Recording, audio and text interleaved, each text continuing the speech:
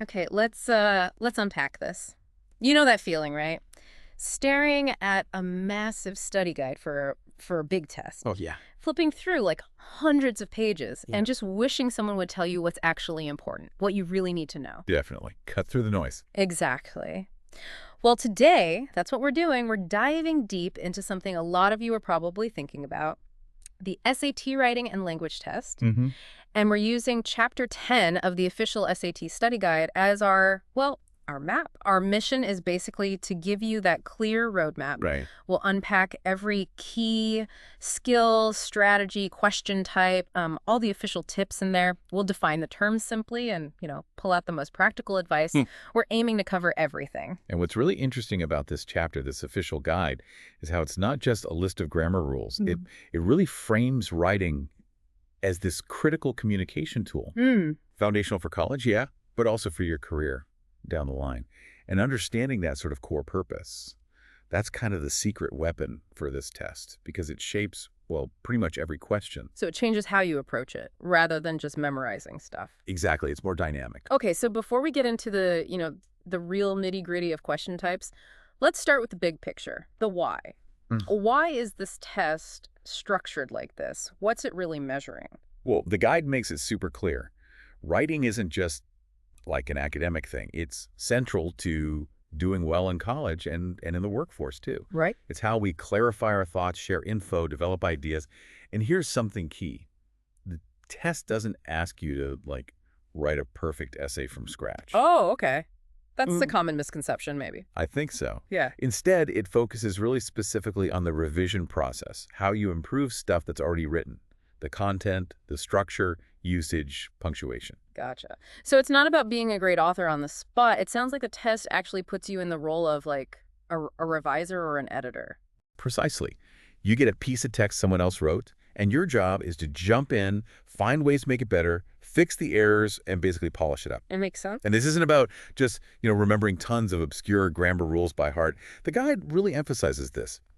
A good score isn't about recalling rules in isolation. It's about knowing how to apply those rules in context. Often, thinking about the whole paragraph or even the whole passage. Right. Application over memorization. Exactly. Yeah. Which kind of raises the question, why focus so much on revision? Yeah, why that specifically? Because, well, effective writing is almost never perfect on the first try, right? Mm. It's a process. You polish, you refine. And the SAT is set up to mimic that crucial skill. It challenges you to think like a real editor, not just someone ticking off grammar boxes. Okay, that makes a lot of sense.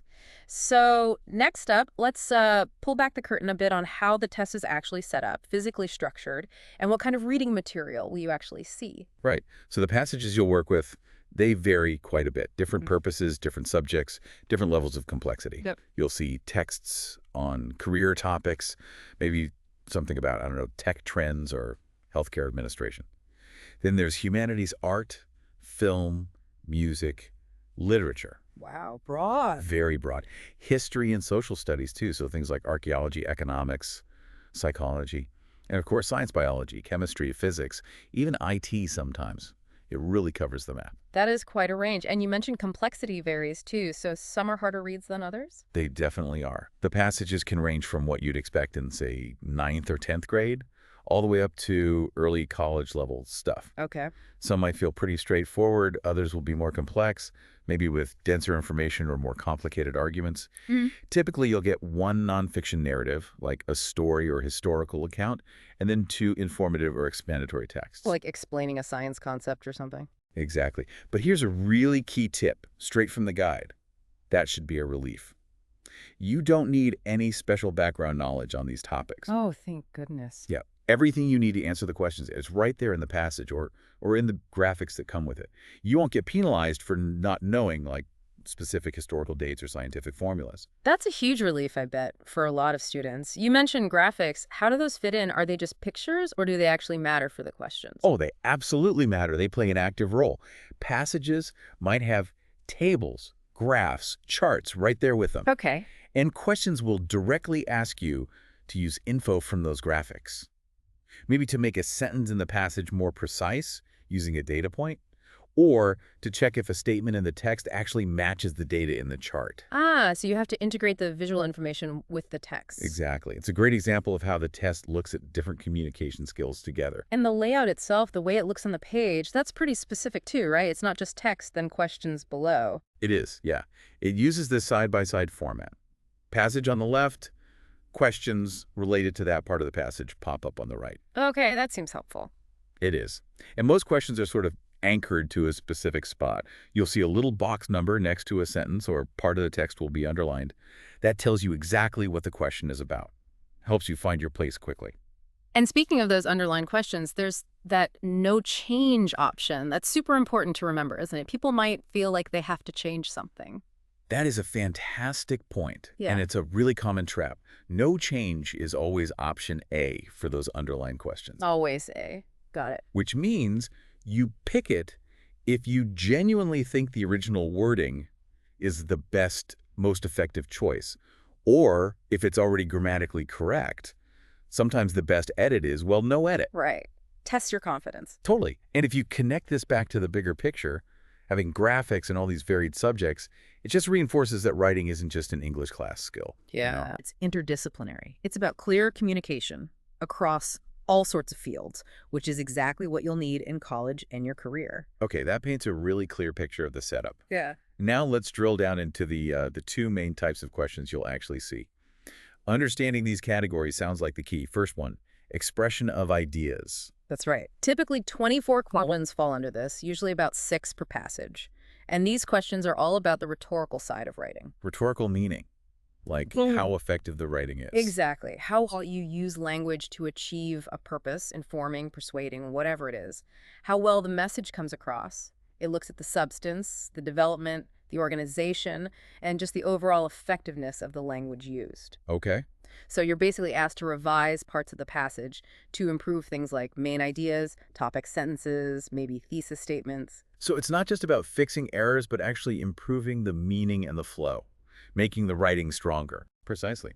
You'll also work on things like refining supporting details, making sure the passage stays focused, and using quantitative info from those tables or graphs effectively. Ah, connecting back to the data again. Yep. Making sure the data actually backs up the claims. You might also be asked about the logical sequence. Does this sentence belong here? Should this paragraph come earlier? Organization stuff. Right. Making sure the argument builds logically. And then there's language use itself. Precision. Finding the exact right word. Concision, cutting out wordiness, unnecessary phrases. Getting straight to the point. Exactly. Maintaining a consistent style and tone. And enhancing rhetorical effects. Maybe making a point more emphatic or creating a certain mood. What's really cool here is that these expression of ideas questions force you to think like a strategic writer. How so? It's not just about what's grammatically correct, but what's most effective for the passage's goal and its audience. You might see, say, a long, rambling sentence, and the right answer is the one that makes it concise and impactful. Right, cutting the fluff. That's a great distinction. Correct versus effective. Okay, then the second big category is standard English conventions. This sounds more like traditional grammar. It does, and yeah, that's basically what it covers. There are 20 questions here, about 5 per passage, and these test your ability to spot and fix errors in grammar, usage, and mechanics. Okay, the fundamentals. The fundamentals. We're talking basic sentence structure like identifying and fixing run-on sentences or fragments, making sure sentences are complete and joined correctly. Right. Usage covers things like subject-verb agreement, singular subject, singular verb, or pronoun antecedent agreement, making sure pronouns like he or they clearly match the nouns they're replacing. Common sticking points. Definitely. And punctuation is huge, too. Knowing when and where to use commas correctly, apostrophes for possession or contractions, and just as important, spotting unnecessary punctuation, especially commas that mess up the flow. So what does this actually mean for someone taking the test? It sounds like even when you're looking at, say, a comma, you need to think bigger picture. Absolutely. You're looking at that comma, but you're doing it with the whole passage, or at least the whole sentence and surrounding sentences in mind, not just in isolation. Okay. You're always thinking about the context and how that little mark or that word choice affects the larger message. That's exactly it. Remember, a good score isn't just about remembering rules blindly. It's applying them smartly, in context, to make the writing as clear and effective as it can be. The goal is always the choice that works best rhetorically within that specific passage or the one that's simply conventionally correct. It's holistic. Right, not just a checklist. Okay, now we know the question types. Let's talk practicalities. The test itself.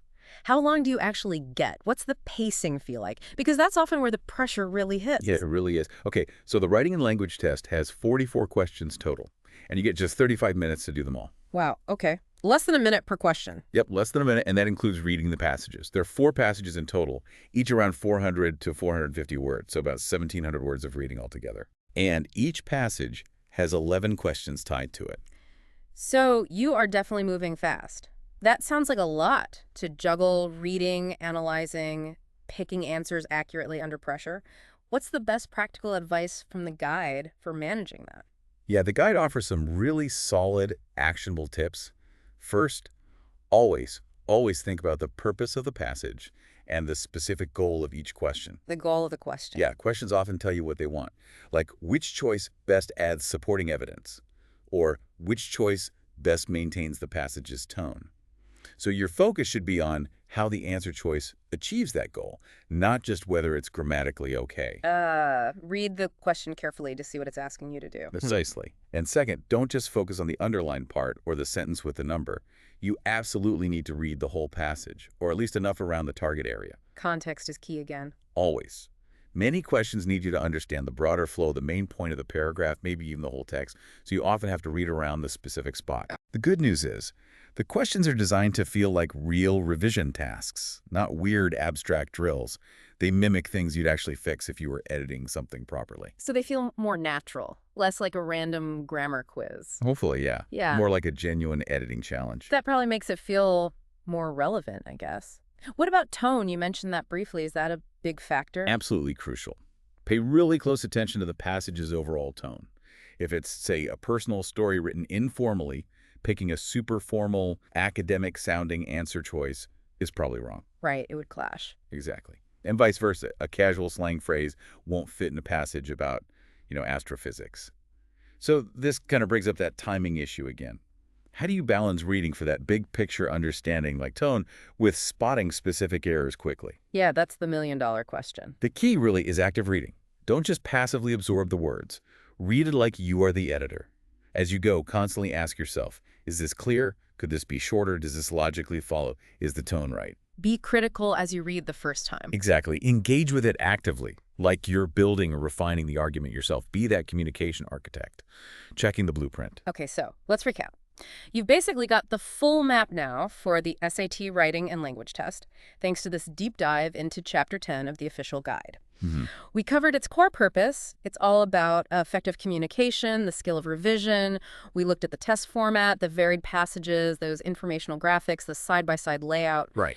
We broke down the 2 big question types: expression of ideas, improving substance and flow, and standard English conventions, nailing grammar, usage, punctuation, all in context. Yep. The rhetorical and the mechanical. Exactly. And we covered the test mechanics, 44 questions, 35 minutes, intense pacing, plus that practical advice on focusing on purpose, reading contextually, paying attention to tone, and reading actively. It really is a holistic assessment. It checks if you can revise and edit effectively, bringing together content, rhetoric, and the rules of standard English. Absolutely. It's not just about rules in a vacuum. It's about being a skilled communicator in practice. And that's really where the lasting value is, isn't it? I mean, think beyond the test itself for a second. How do these skills, revising for clarity, organizing ideas well, mastering the conventions, how do they help you in, well, everything else? Crafting a persuasive email, explaining a complex idea clearly at work, even just making a strong case for yourself. What other real-world situations pop into your head where these editing skills are just absolutely vital? That's a great question to leave people with. Really makes you think about the bigger picture. Okay, you are now armed with the official insights straight from the source. Thank you so much for joining us on this deep dive into the SAT writing and language test. Our pleasure. We really hope this gave you a clear, comprehensive look at what's involved and, maybe more importantly, how you can approach this key part of the SAT with a bit more confidence.